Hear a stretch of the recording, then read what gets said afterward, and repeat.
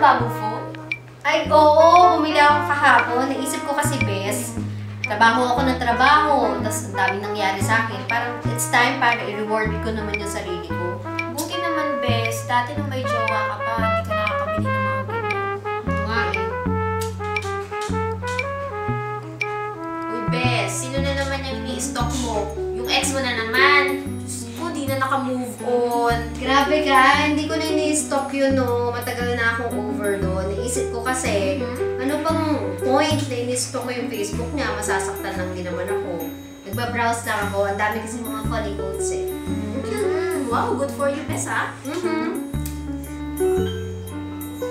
Bes, boring-boring na. Magpatugtog ka naman.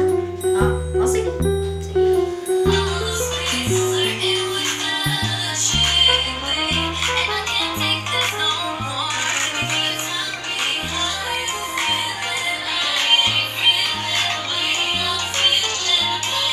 Wait lang, bes. Oh. Hindi ka na nagpapatutog ng mga emotional songs, yung mga pang broken-hearted?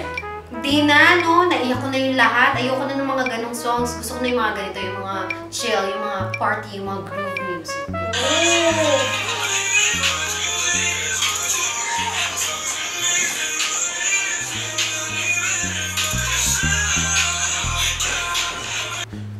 Bes, birthday pala ni Rico.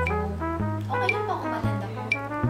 Rico as in my ex Rico? Ito nga ako, chinat ako. Sus, okay lang yan. Sige, go ahead. Punta ka na dyan. Masaya yan. Nandyan daw yung iba nating friends eh. Sure ka? Ano naman? Sure ako. Ano ka ba?